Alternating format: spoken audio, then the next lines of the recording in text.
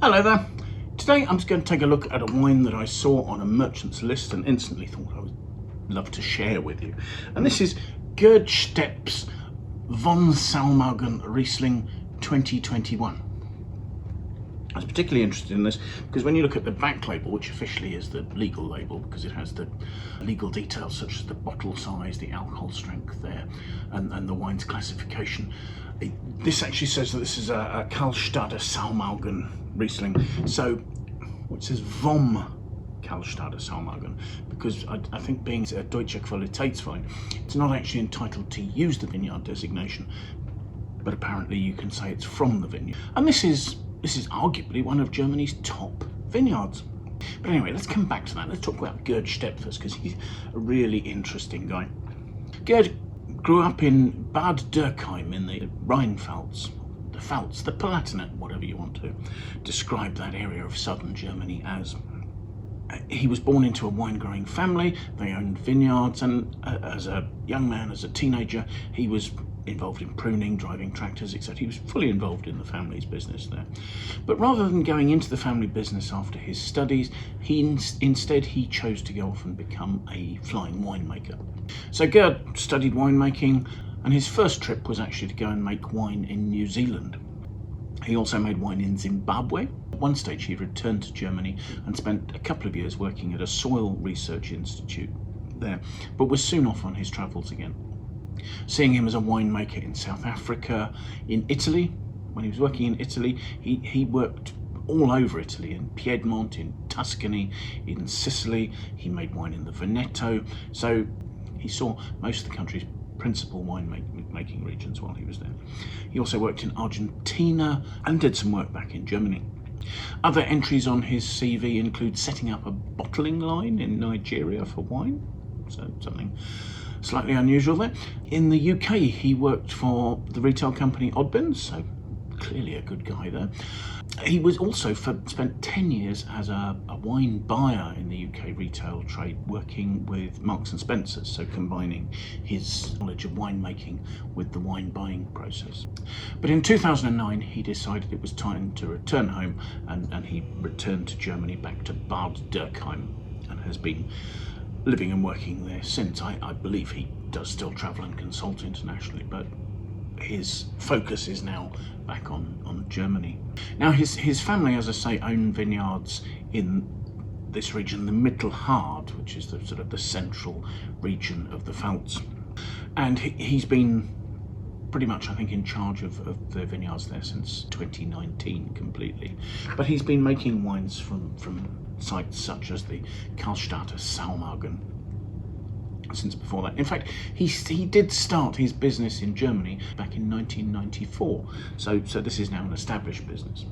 Now the Kallstadt Saumagen, as I say, arguably one of Germany's top vineyard sites. It's classified by the VDP as a Grosses Gewachs, although this being a Deutsche Qualitätswein, it's not entitled to use that designation.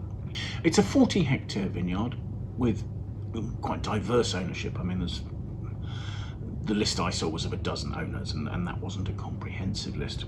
The vineyard is slightly at altitude. It's between about 160 and 220 metres above sea level. It has a 10 to 25% slope, which obviously helps sunlight inception and ripening the grapes, and it has a south to southeast aspect. Now, my understanding was that the name Saumagen actually meant pig's belly, and there was I had made the assumption that this was to do with the shape of the hill. However, I've now subsequently seen other suggestions that a Saumagen is a reference to a veil worn by a peasant woman, or alternatively is a local stew. So I'm unsure as to what the correct answer to that is, but never mind. What's probably more important to know is that this is a vineyard with predominantly limestone soils. There's a combination of loess loam over calcareous limestone marl. It's quite deep soil and permeable by the vine's roots. So in the sort of the quite barren soil, which has very little in the way of minerals, the roots go down deep, and the wine growers believe that there's quite a mineral nature to the fruit that comes off this vineyard. 2021 was a vintage that started without a lot of promise. There'd been a warm period in February, but then April was cold, and that really delayed the entire cycle by slowing flowering and bud burst. There was a little warmth in June, but then in July there were heavy rains throughout Germany, particularly further north in the Ahr region, where there was some quite disastrous flooding. Fortunately for the vine growers, the weather improved in September. It was dry, it was warm, there was sufficient sunshine to ripen the grapes. And there were quite large crops, but they tend to be lighter and fresher in style, as it wasn't a particularly long season.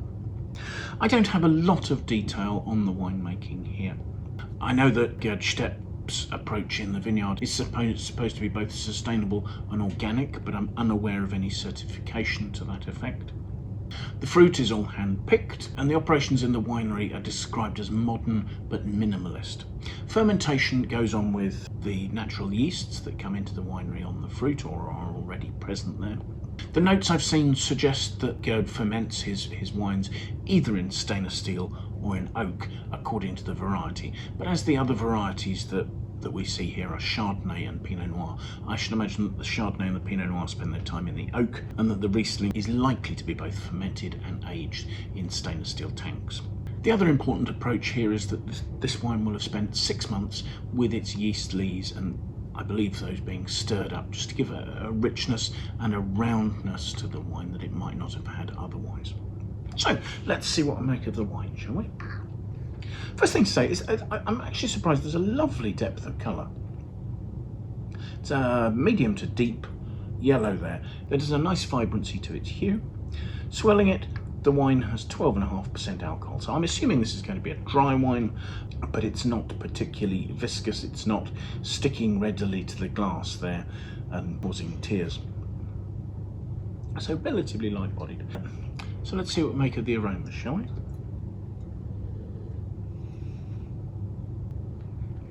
There's a lovely pungent intensity to the aromas.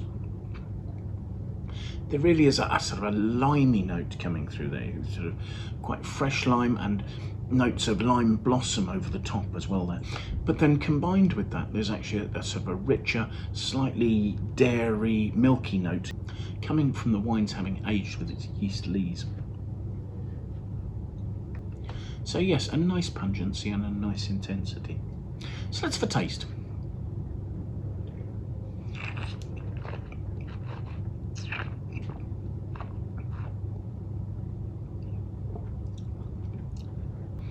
Gosh, the wine really does have quite intense, sharp, really quite cutting acidity.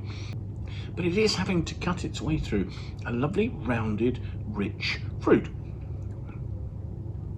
You've got the limey notes there. There's fresh lime, there's slightly waxy lime. There's a sort of a creaminess as well. There's lime pith. There's notes of sort of richer fruit, apple. And there's a slight perception of you know, quite fine body there, almost a sort of a slightly phenolic note. Almost a sort of a slight velvety touch to the wine.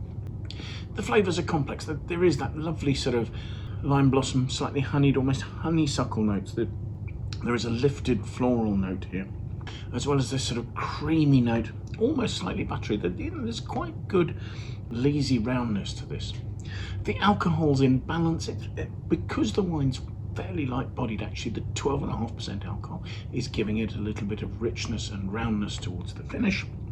And there you've got some pithy, citric freshness, giving a lovely long finish. And the acidity starts off as being quite limey and then becomes more mineral in its nature, giving some nice length. Now, as far as quality is concerned, we don't have a lot of reviews for this. Our Wine Searcher average critic score on this is for all vintages, and that's a 90. And if anything, I would suggest that this is probably nudging sort of slightly above that, sort of 91 or so. And I'm saying that because it's got good intensity of flavours. They're really well expressed, and I think the wine has potential to age as well. It's good acidity, it's got that little bit of weight in the mouth and richness. I think this will gain more honeyed weight in the mouth, and the freshness will keep it lively for 5 or 6 years yet. I did see a note from the critic Tim Atkin, fellow MW, suggesting that he thought this was one of the best value Rieslings available. I think that's a pretty fair assessment, actually. I'm really quite impressed with this. For a Deutsche Qualitätswein, this is a wine showing plenty of character, plenty of complexity. It's beautifully made, and I think will age quite nicely. So thank you very much for watching. I do hope you found the video of interest. If you've enjoyed it, do please press the like button. If you'd like to watch more of our videos, it would be great if you'd sign up and subscribe to our channel. If you have friends you think might like to watch the video, do please share it with them. We very much value your recommendation there. If you have any comments you want to leave, please leave those in the comments box below. I will, as always, leave a link in the notes to the find page for this vintage of this wine on the Wine Searcher website, so that you can see things I'm referencing, such as the critics notes. You can see where the wine's available, what its price is in your market, and all the other background information we supply there. So thank you so much for watching, and do please try and find some time and come back and join us for another tasting in the very near future, won't you? Thanks again. Bye for now.